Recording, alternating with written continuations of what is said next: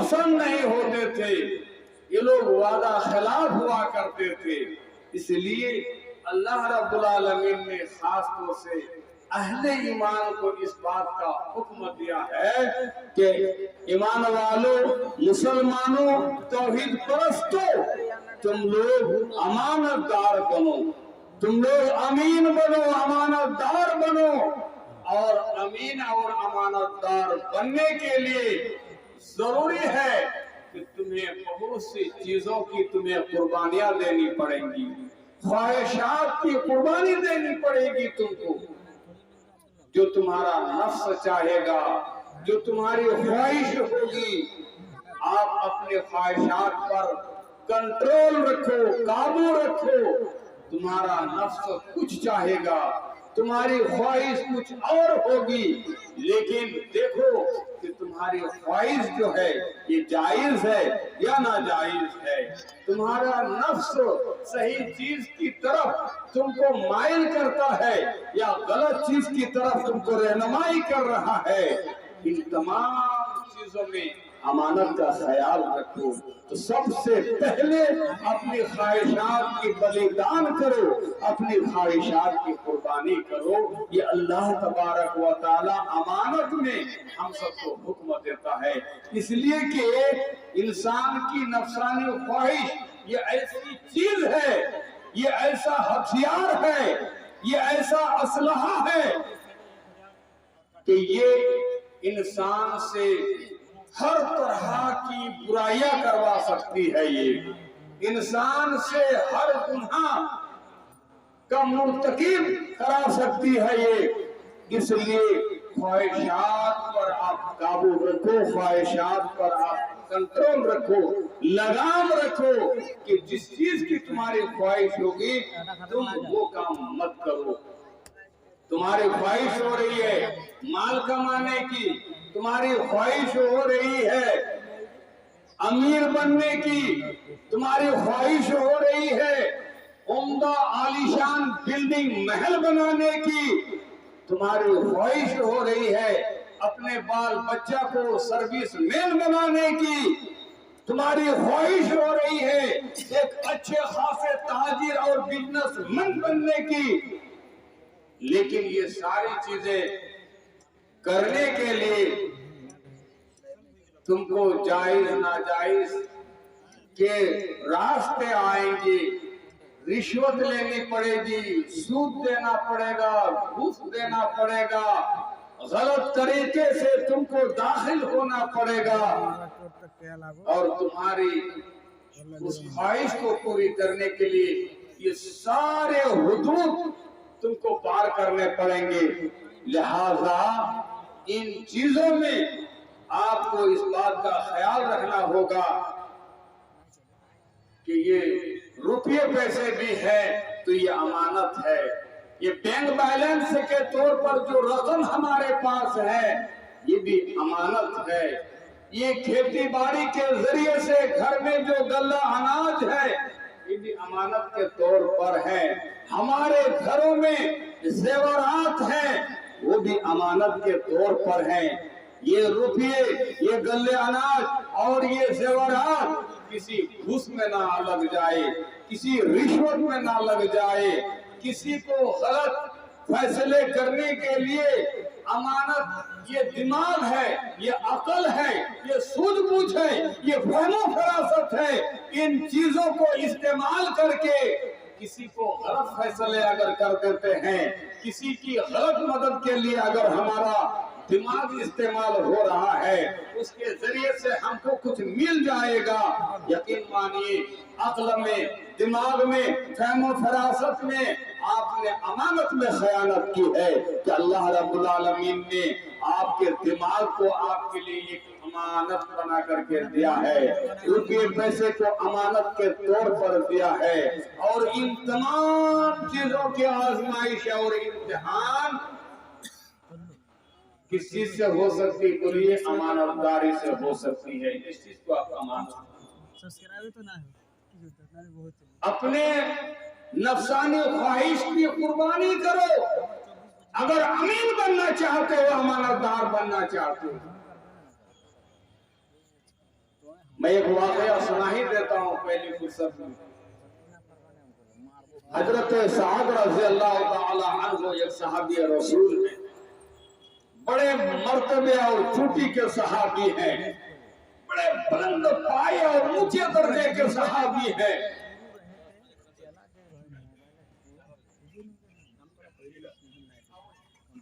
لیکن مرتبہ میں تو بڑے اونچے پائے کے، فضیلت درجے میں بڑے اونچے پائے کے،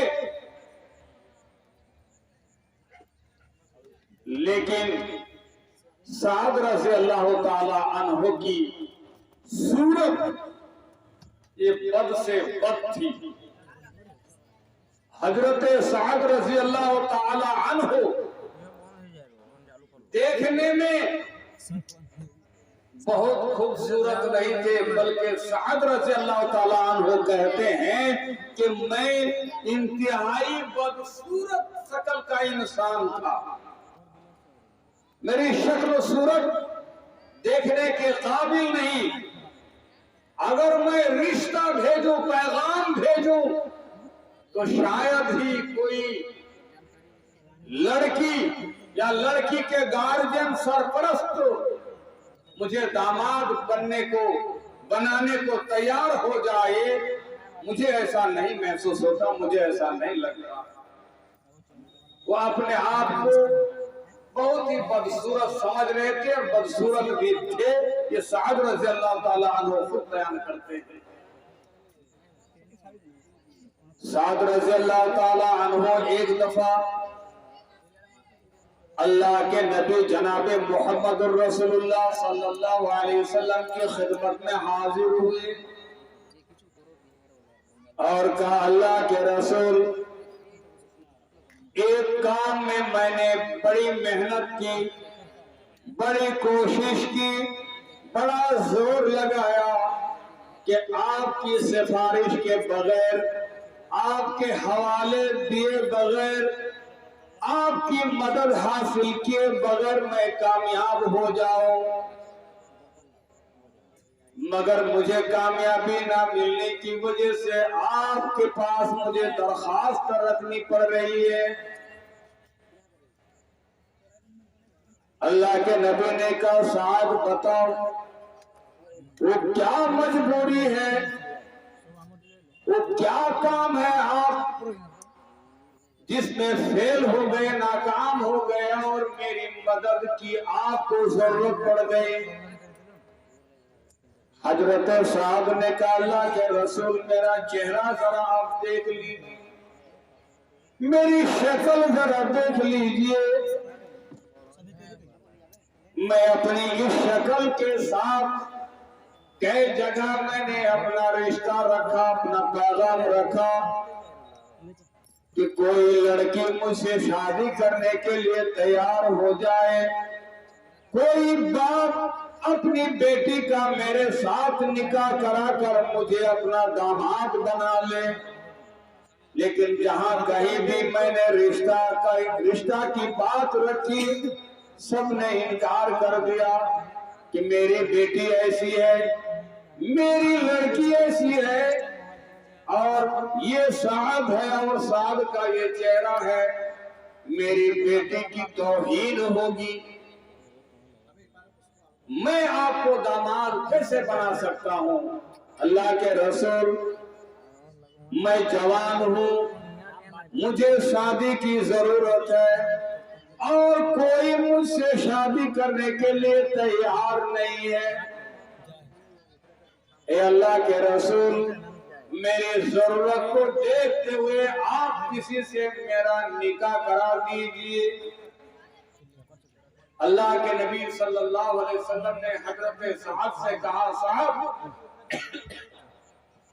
آپ نکاح کرو گے؟ کہا جی اللہ کے رسول،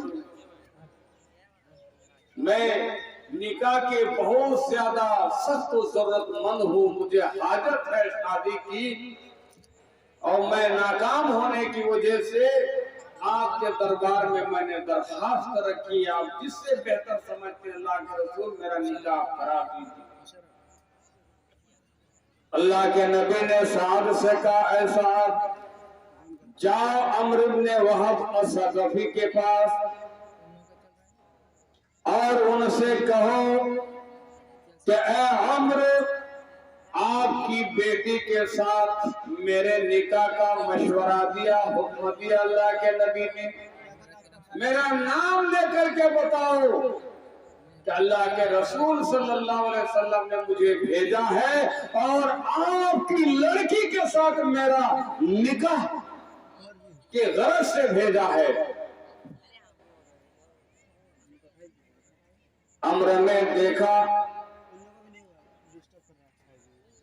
اپنے آپ پر غور کیا کہ میرا گھرانہ کیسا ہے، میں کس کوالٹی کا آدمی ہوں، میری بیٹی کتنی خوبصورت ہے، میں نے تو کتنے بڑے بڑے پیسے والوں کے رشتے کو ٹھکرا دیا، کتنے اچھے خوبصورت نوجوانوں کے ساتھ نکاح کرانے کو میں نے رشتہ ٹھکرا دیا، اے سعد آپ کے اس چہرے کے ساتھ میری بیٹی کا نکاح میں کیسے کرا سکتا ہوں، ایسا تو نہیں ہوگا۔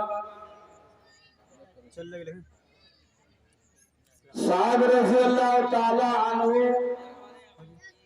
عمرو سے یہ بات کر کے جب واپس جا رہے تھے، عمرو کی بیٹی پردے کے آڑ میں کھڑی ہو کر دونوں کی گفتگو سن رہی تھی۔ جیسے ہی موڑ کر سعد واپس جا رہے تھے، اتنے میں عمرو کی بیٹی پردہ سے نکل کر اپنے باپ سے کہنے لگی اے میرے ابا جان، آپ نے سعد کا چہرہ دیکھا، اس کی شکل دیکھی، آپ نے یہ نہیں دیکھا کہ سعد کا رشتہ بھیجنے والا کون ہے، ان کا چہرہ کیا تھا، ان کا مقام کیا ہے، وہ حکم دینے والا، وہ رشتہ بھیجنے والا، وہ پیغام بھیجنے والا کون ہے، آپ نے یہ نہیں دیکھا۔ ابا جان آپ کو یہ رشتہ منظور ہو یا نہ ہو، لیکن میں آپ کی بیٹی ہوں، آپ کا مشورہ میں ٹھکرا سکتی ہوں، امام کائنات فخر موجودات کے رشتہ کو میں ٹھکرا نہیں سکتی۔ اور باپ سے باہر نکل کر اجنبی خاتون نے سعد رضی اللہ تعالی عنہ کو آواز دینے لگی اے فلاں اے فلاں، نام تو جانتی نہیں تھی، نام معلوم نہیں تھا، کہ اے اللہ کے بندے رک جاؤ سنو۔ لیکن افسوس کی بات ہے کہ اس لڑکی کی آواز سعد کے کانوں تک نہیں پہنچی اور سعد چلتے بنے۔ جب سعد رضی اللہ تعالی عنہ اللہ کے نبی کے پاس پہنچے، ماجرا سنانے لگے، اتنے میں عمرو پیچھے سے بھاگتے ہوئے وہ بھی پہنچ گئے۔ دیکھتے ہیں کہ ہماری دونوں کی بات اللہ کے نبی کے سامنے پیش ہو رہی ہے۔ اللہ کے نبی نے عمرو سے کہا عمرو کیا معاملہ ہے، کیا ماجرا ہے، اس نے کوئی بات رکھی تھی تمہارے پاس؟ عمرو ہاتھ جوڑنے لگے، خوشامدی کرنے لگے، عاجزی پیش کرنے لگے، نبی سے معافی مانگنے لگے اور کہا اللہ کے رسول میں یہ سمجھ نہیں پایا تھا کہ سچ مچ کہ آپ نے اس بندہ کو میرے گھر بھیجا تھا رشتہ کے لیے۔ اے اللہ کے رسول اگر پہلے بھی آپ نے بھیجا اور ابھی بھی اگر آپ کا حکم ہے، آپ کی رائے ہے، آپ کا مشورہ ہے، تو میری بیٹی بھی میری لڑکی بھی تیار ہے، آپ اس کا نکاح میری بیٹی کے ساتھ بخوشی کرا دیجئے۔ اللہ اکبر۔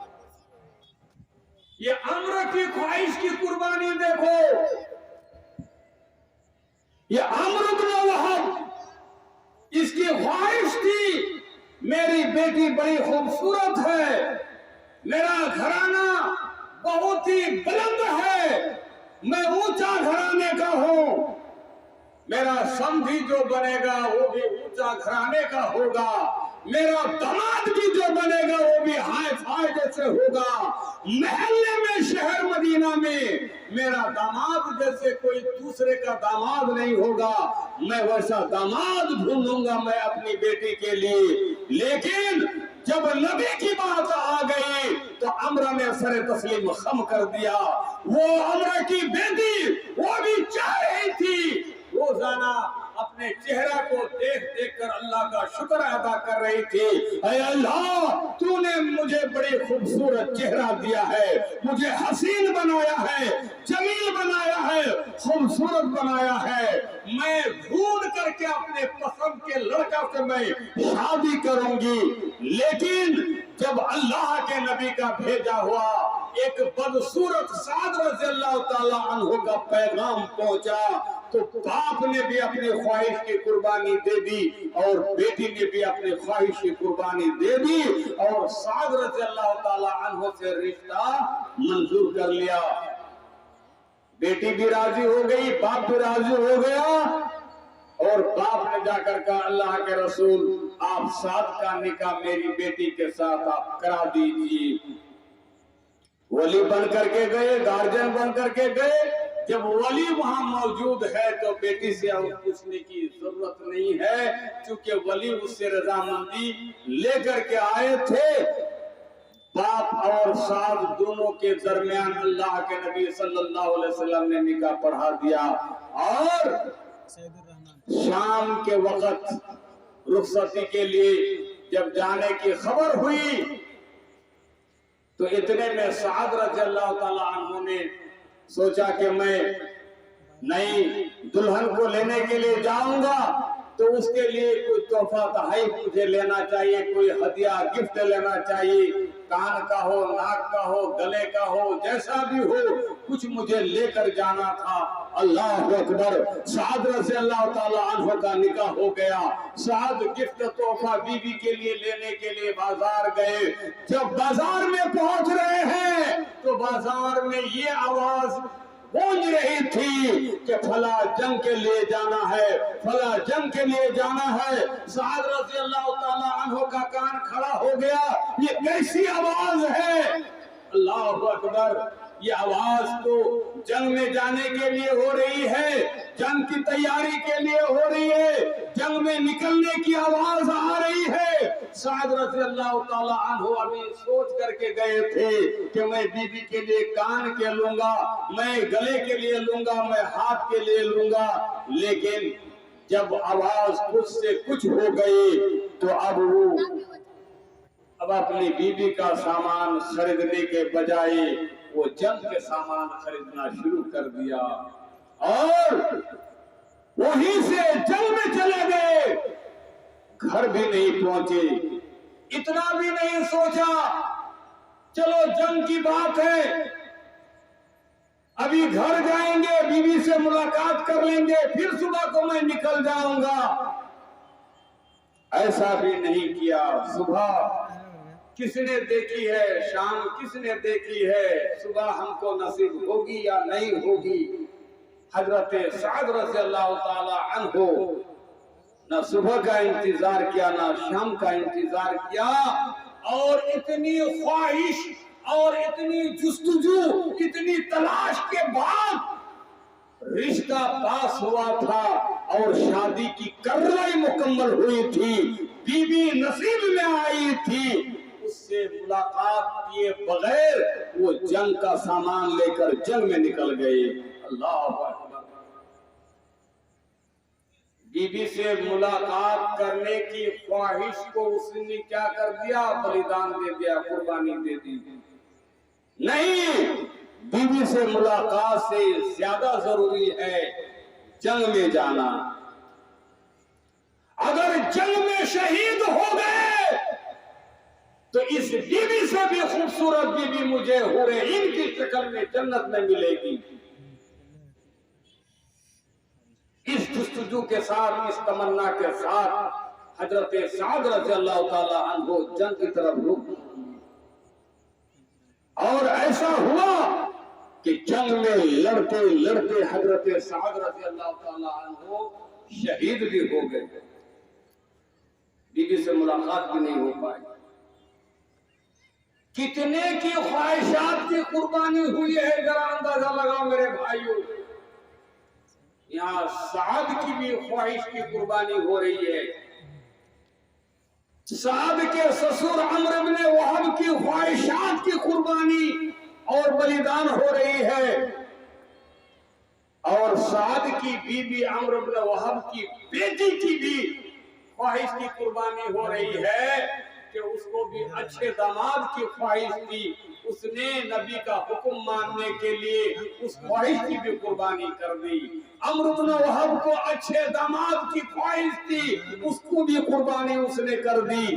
और साद रज़ियल्लाहु ताला अन्हु की कुर्बानी ये हुई अपने ख्वाहिश की कि कितनी जुस्तजू के बाद मुझे इतनी खूबसूरत जवान हसीन लड़की के साथ निकाह हुआ था, और रब का हुक्म नबी का हुक्म मानते हुए इस ख्वाहिश की भी उसने कुर्बानी कर दी। अल्लाह फायदा क्या हुआ? तीनों को फायदा। अम्र इब्न वहब को जिस तरह का दामाद चाहिए था, बेटी के लिए जैसा शौहर चाहिए था, वो भी अब बाद में उसको नसीब हो जाएगा। और इधर नबी अलैहिस्सलाम का हुक्म मानने में भी ये कामयाब हो गए। उधर साद रज़ियल्लाहु ताला अन्हु जंग में पहुंचे और शहीद हो गए।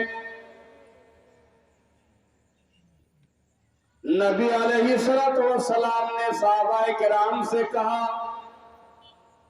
ऐ मेरे सहाबियों, ऐ मेरे साथियों, सुनो, ये साहब अपनी शक्ल सूरत में बड़े बदसूरत थे, कोई रिश्ता इससे कायम करने को तैयार नहीं था। लेकिन अल्लाह रब्बुल आलमीन ने जिस तरह लोग रिश्ता देने से ठुकरा रहे थे, इस रिश्ते को भी अल्लाह ने एक साइड कर दिया, और इससे ज्यादा खूबसूरत से इसका निकाह जन्नत में हुरैन के साथ कर दिया।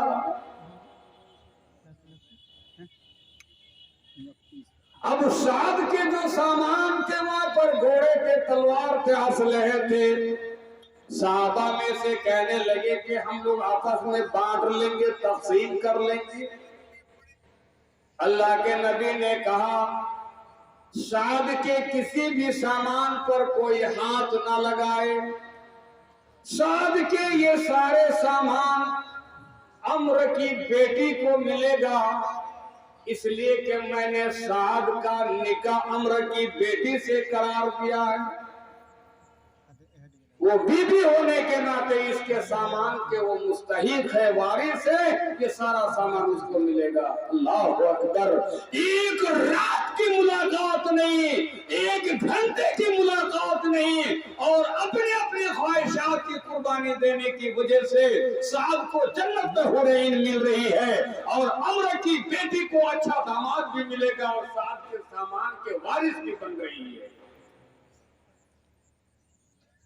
आपकी ख्वाहिश, आपका नफ्स, ये सब जो है अल्लाह रब्बुल आलमीन की इताअत में, हुक्म में लगा दीजिए। ये सब अमानत है मेरे भाई। अल्लाह रब्बुल आलमीन हमको आपको हुक्म देता है, अन तबद्दुल अमानात इला अहलिहा। माल की ख्वाहिश, अमीर बनने की ख्वाहिश, काफी बैंक बैलेंस होने की ख्वाहिश किसकी नहीं होती है? सब चाहते हैं कि हमारा मकान अच्छा बने, हम भी अमीर बने, लोग हमें भी कोई शुमार करे। लेकिन सहाबाए किराम में भी इस तरह की सोच थी, ऐसी ख्वाहिश हुआ करती थी, मगर जब रब का ऐलान आ जाता, नबी का हुक्म आ जाता, तो अपनी सारी ख्वाहिशात को बालाए ताक रखकर नबी के हुक्म के ताबे में रख देते। आइए, बड़े मौके से मैं आपको ये बता रहा हूँ, जरा ये वाकया जो सही वाकया है, हदीस से साबित है, हम सब के लिए इस वाकये से کافی نصیحت ملے گی اور کافی فائدہ بھی ہوگا، اور اس نئی تعمیر مسجد کے حق میں بھی یہ واقعہ بہتر ثابت ہوگا۔ اللہ کے نبی جناب محمد رسول اللہ صلی اللہ علیہ وسلم نے ایک دفعہ صحابہ کرام کو حکم دیا، اے میرے صحابیوں، فلاں جنگ کی تیاری کرنی ہے، کافی سرمایے کی ضرورت ہے، کافی روپے پیسے کی ضرورت ہے، کافی مال کی ضرورت ہے، آپ لوگ دان خیرات لا کر کے جمع کرو، صدقہ لا کر جمع کرو، جس کے گھر میں جو بھی ہے اپنی اپنی حیثیت کے مطابق جیسے جس کو جو بہتر لگے لا کر کے جمع کرو یہاں۔ اللہ اکبر۔ بہت دھیان سے سنو میرے بھائی، بہت دفعہ آپ سن چکے ہیں مگر اس انداز میں نہیں سنے ہوئے۔ حضرت عمر رضی اللہ تعالی عنہ نبی کا یہ حکم سنتے ہی اندر پروگرام بنا رہے ہیں، پلان بنا رہے ہیں، نیت کر رہے ہیں کہ آج میں اتنا صدقہ کروں گا، اتنا دان کروں گا کہ حضرت ابوبکر صدیق رضی اللہ تعالی عنہ سوچ بھی نہیں سکتے۔ میں نے بہت سے معاملات میں، بہت سے موقع میں کوششیں کی ہے کہ ابوبکر سے زیادہ میں اچھے کام میں، نیکی کے کام میں آگے بڑھ جاؤں، لیکن ہر کام میں میں ناکام رہا، ہر موقع میں میں ناکام رہا، میں فیل رہا، اور ابوبکر صدیق رضی اللہ تعالی عنہ آگے بڑھتے چلے گئے۔ لیکن آج میں اندر ہی اندر یہ عہد کر رہا ہوں، یہ نیت کر رہا ہوں، اپنے دل میں وعدہ کر رہا ہوں کہ اتنا میں دان کروں گا، اتنا میں صدقہ کروں گا کہ ابوبکر صدیق رضی اللہ تعالی عنہ سوچ بھی نہیں سکتے، اور میں ابوبکر سے آج میں آگے بڑھ جاؤں گا۔ اللہ اکبر۔ حضرت عمر گھر جاتے ہیں، گھر میں جو بھی سامان ملے، روپے پیسے کی شکل میں ہو، اناج کی شکل میں ہو، درہم و دینار کی شکل میں ہو، جو بھی ان کو دان اور خیرات کرنے کو سمجھ میں آیا، حضرت عمر رضی اللہ تعالی عنہ نے سارے سامان دو حصوں میں تقسیم کر دیا، آدھا حصہ اپنے گھر میں روک کے رکھ لیا، باقی دوسرا آدھا حصہ اللہ کے نبی کی خدمت میں لا کے حاضر کر دیا۔ کتنی بڑی بات ہے بولیے۔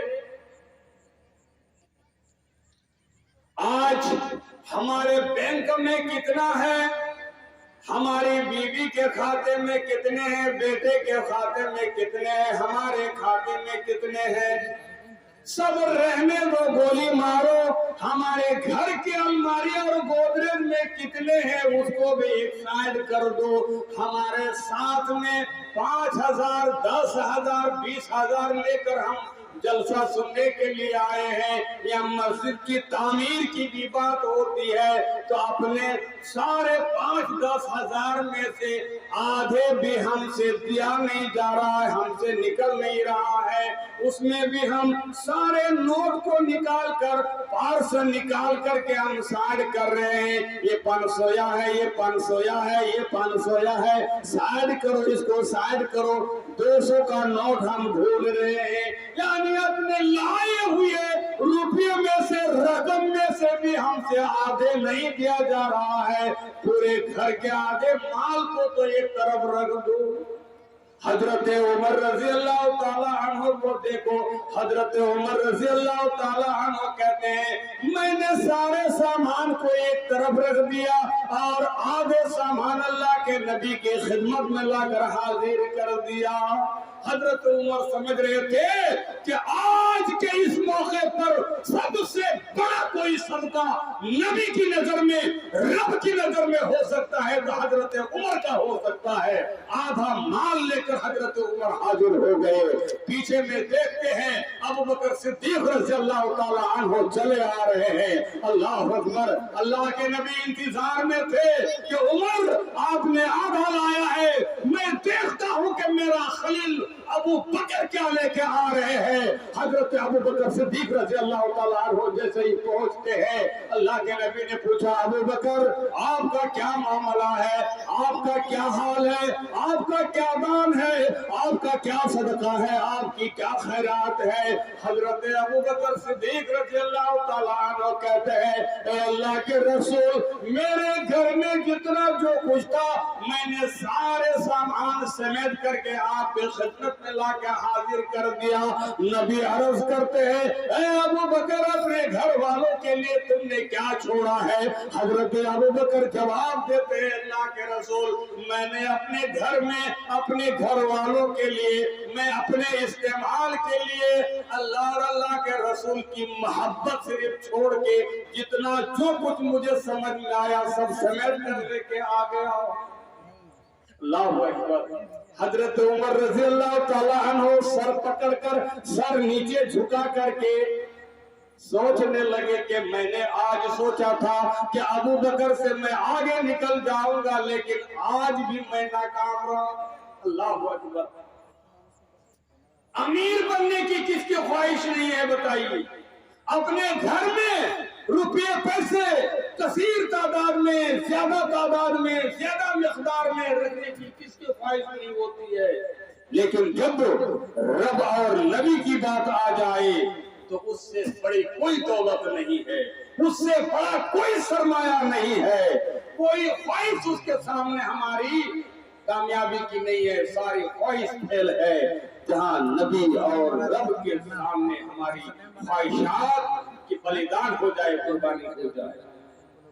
میرے بھائیوں، یہ مال، یہ دولت، یہ بھی امانت ہے۔ بہت سوچ سمجھ کر آپ کو اسے خرچہ کرنا پڑے گا، بہت سوچ سمجھ کر آپ کو لینا پڑے گا کہ لوگ دے رہے ہیں تو کس لیے دے رہے ہیں، کس مقصد کے لیے دے رہے ہیں، کس کام کے لیے دے رہے ہیں، وہ ہم سے کیا چاہتے ہیں۔ لیتے وقت بھی آپ کو سوچنا پڑے گا، اور یہ مال آپ کی طرف سے اگر نکل رہا ہے تو دیتے وقت بھی آپ کو سوچنا چاہیے کہ یہ مال میرا کہاں جا رہا ہے، کس مقصد میں جا رہا ہے، کس مصرف میں جا رہا ہے، جائز میں جا رہا ہے یا ناجائز میں جا رہا ہے۔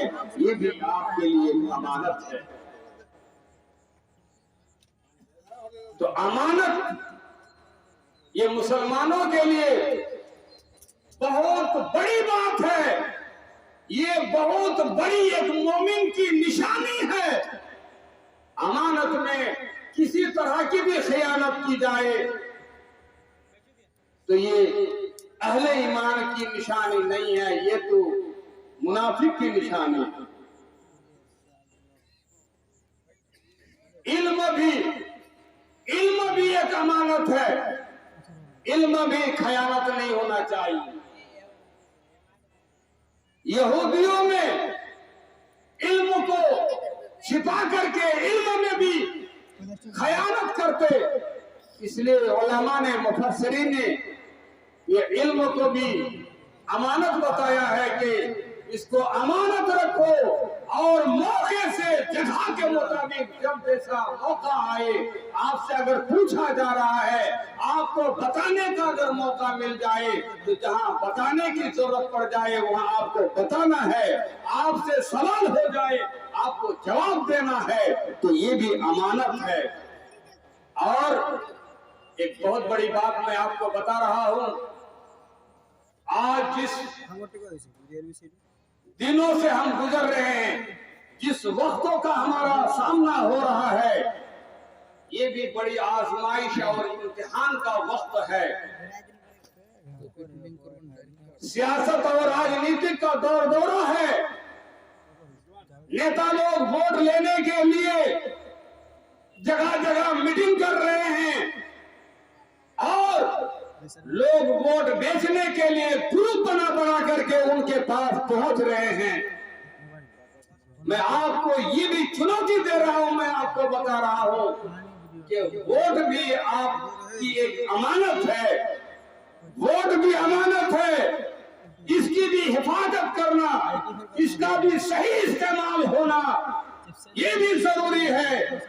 جس طرح روپے پیسے آپ کے لیے امانت ہے، بیوی بچے آپ کی امانت ہے، آپ کا جسم آپ کی امانت ہے، آپ کی نظر آپ کی امانت ہے، اسی طرح سے یہ ووٹ بھی امانت ہے۔ جو مناسب ہے، صحیح ہے، جہاں ضرورت ہے وہاں ہم کو یہ ووٹ کا مہر لگانا ہے، ووٹ کا تھپا لگانا ہے، ووٹ دینا ہے، اور یہ سمجھ کر کے دینا ہے کہ یہ ووٹ سودا کرنے کے لیے نہیں ہے، یہ ووٹ سودا کرنے کے لیے نہیں ہے، یہ ووٹ چینا بیچا کرنے کے لیے نہیں ہے، یہ ووٹ امانت ہے، یہ ووٹ ایک شہادت ہے، یہ ووٹ ایک وکالت کا کام کرتا ہے، یہ ووٹ ایک سفارش کا کام کرتا ہے، یہ ووٹ ایک ضمانت کا کام کرتا ہے۔ یعنی آپ جس کو ووٹ دے رہے ہیں یہ سمجھ لیجئے کہ آپ اس بات کی تائید کر رہے ہیں کہ وہ آدمی جس کے لیے ووٹ دیا جائے اس سے جو کام ہونا چاہیے، میں سفارش کر رہا ہوں کہ اس کو وہ مقام دیا جائے، وہ عہدہ ان کو دیا جائے، وہ اس لائق ہے۔ اگر وہ اس لائق نہیں ہے اور آپ ووٹ دے رہے ہیں تو سمجھ لیجیے کہ یہ بھی خیانت ہے۔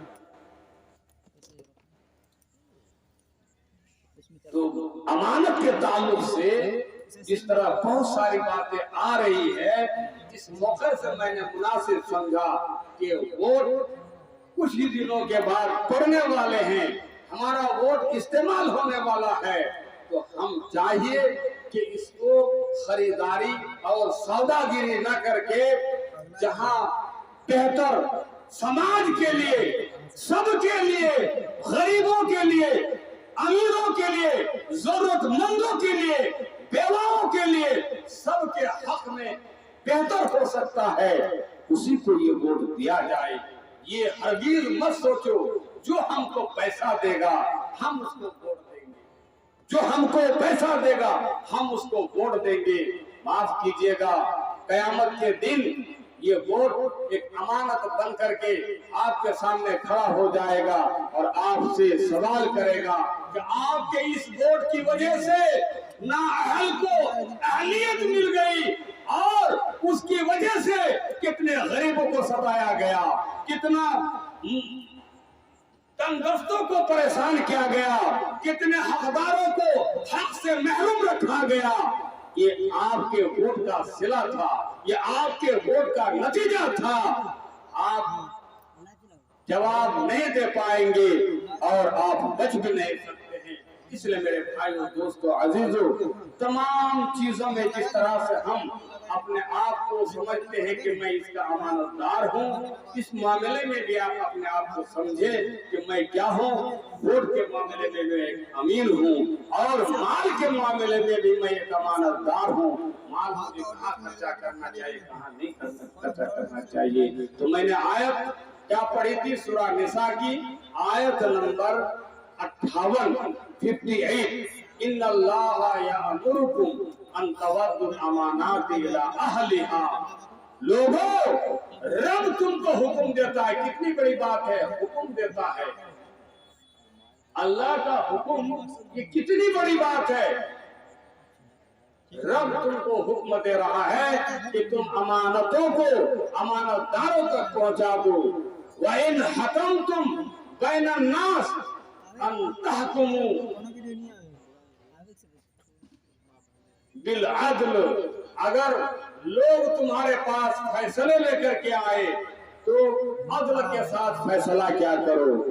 عدل کا چلن، انصاف کا چلن، عدل کا دورہ ہو۔ آپ ایک ایسا فضا قائم کر دیجئے، آپ ایک ایسا ماحول بنا دیجئے کہ فلاں لوگ جہاں رہیں گے انشاءاللہ وہاں ناانصافی نہیں ہوگی، وہاں عدل پر فیصلہ ہوگا، انصاف پر فیصلہ ہوگا۔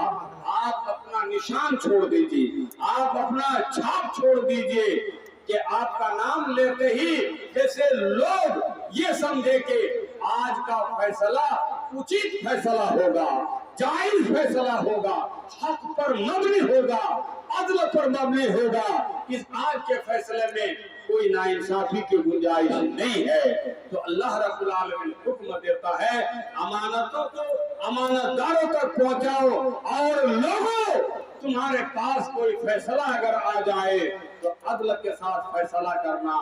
یہ بات دو بات بتانے کے بعد اللہ رب العالمین خود نقل کرتا ہے نعما یعظکم بہ، اللہ اکبر، یہ اللہ تم کو کتنی بہترین نصیحت کر رہا ہے۔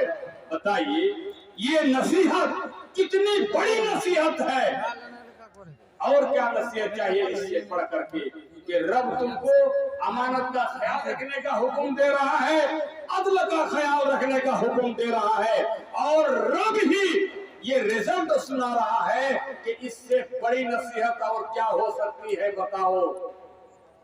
ان اللہ کان سمیعا بصیرا، کائنات کے لوگوں سنو، تمہارا رب جو بڑا ہی بہترین نصیحت کرنے والا ہے، وہ رب سننے والا بھی ہے، دیکھنے والا بھی ہے۔ تم اپنی باتوں سے امانت کا کتنا خیال رکھتے ہو، اپنے فیصلے میں اپنی باتوں میں امانت کا کتنا خیال رکھتے ہو، وہ رب سننے والا ہے۔ اور اس امانت میں اور عدل میں تمہارا کردار کیا ہوتا ہے، تمہارا فعل کیا ہوتا ہے، تمہارا عمل کیا ہوتا ہے، وہ رب بصیر ہے، دیکھنے والا بھی ہے۔ ان اللہ کان سمیعا بصیرا، بے شک اللہ رب العالمین سننے والا بھی ہے اور دیکھنے والا بھی ہے۔ موقع سے ایک بات آخر میں بتا کر کے میں رخصت ہونا چاہوں گا۔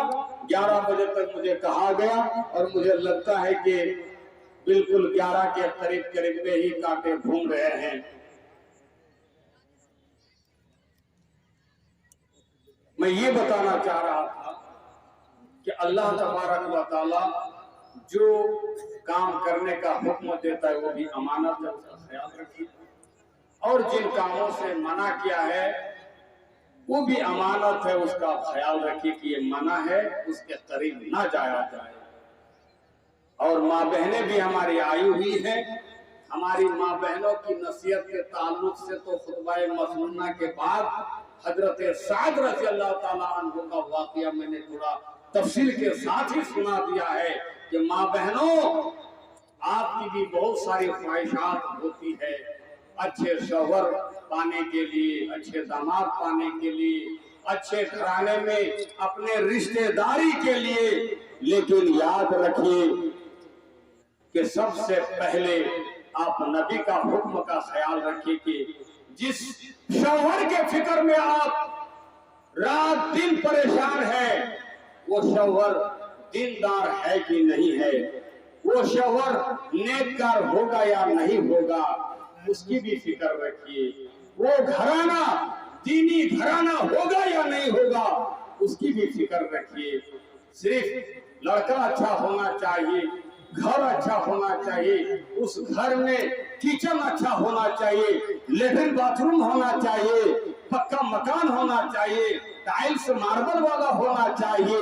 اسی خواہش میں اپنی آخرت دنیاوی زندگی اس لیے ہے کہ آخرت کی زندگی کو بناؤ، لیکن دنیاوی چند روزہ زندگی کے لیے ہمیشہ کی زندگی کو تباہ و برباد کرنے کے لیے اپنی فکر کو مت لگاؤ، مت گواؤ اپنے دماغ کو، بلکہ ہمیشہ کی زندگی کو کامیاب بنانے کے لیے آپ کوشش کرو۔ آج بہت ہی دکھ ہوتا ہے کہ ہماری کتنی مسلمان بیٹیاں ابھی مدرسہ میں بیٹھا ہوا تھا اور ایک بھائی گنانا شروع کر دیے کہ مسلمان اپنے قوم میں تو چھوڑیے، ہماری مسلمان بیٹیاں جس نے اپنے ماں باپ کو نماز پڑھتے ہوئے دیکھی ہے، جس نے مسجد عیدین کی نماز پڑھنے کے لیے گئی ہے، جو مدرسہ میں قرآن حدیث کی تعلیم حاصل کی ہے، اس مسلمان گھرانہ کو چھوڑ کر پوجا پاٹ کرنے والے گھر میں اپنی زندگی کو حوالہ کرنا کیسے گوارا کر لیا؟ اللہ اکبر۔ وہ ایجاب و قبول میں نبی علیہ السلام کا خطبہ اور اللہ کا کلام سن کر کے قبول کیا، میں اس کے نکاح اور زوجیت میں آنا گوارا کیا۔ اتنی بہترین نکاح کو چھوڑ کر کے 7 پھیروں والا نکاح کیسے تم نے कबूल कर लिया, तुम्हारा दिल कैसे गवारा कर लिया। तुमको चुल्लू भर पानी में डूब कर मरने के लिए अगर चुल्लू भर पानी नहीं मिल रहा था तो कोई पान खा के थूक दिया था, उसी में जाकर डूब के मर जाती तो तुम्हारे लिए बेहतर होता। मैं ये नहीं बोलना चाह रहा था, लेकिन इस वाकया को आज से 2 दिन पहले एक वाकया ने ताजा कर दिया कि गुज़श्ता 3-4 रोज पहले बहुत दूर में नहीं, हमारे पाकुड़ जिले के अंदर मधपड़ा एक कोई बड़ा है, तोला है, महला है, वहां ये वाकया पेश आया। और कितने दिलेरी से कहती है कि मैं बालिग हूं, मैं अपनी मर्जी से निकाह करूंगी जिसके साथ हो सकती। लानत हो, लानत तो पड़ गई है तुम्हारे ऊपर, और मैं लानत क्या भेजूं। जिस जहन्नम से बचने के लिए दिन रात उलमाए किराम कुरान हदीस की तबलीग कर रहे हैं, नसीहत कर रहे हैं, उस जहन्नम में जाकर तुम छलांग लगा चुकी हो। अल्लाह हम सब की हिफाजत फरमाए, हमारे माँ बहनों को सही समझ दे, हमारे तमाम नौजवान भाइयों के अंदर दीनी बेदारी अता फरमाए और सही सूझबूझ अता फरमा। मौलाए करीम जो भी चंद मिनट बातें हुई है, इन बातों से हम खूब इस्तेमाल कर सके उसकी तौफीक अता फरमा। अक़ूलु क़ौली हाज़ा अस्तग़फ़िरुल्लाह ली व लकुम व लिसाइरिल मुस्लिमीन मिन कुल्लि ज़ंबिन फस्तग़फ़िरूहु इन्नहुल गफ़ूरुर रहीम। आमीन। अस्सलामु अलैकुम व रहमतुल्लाहि व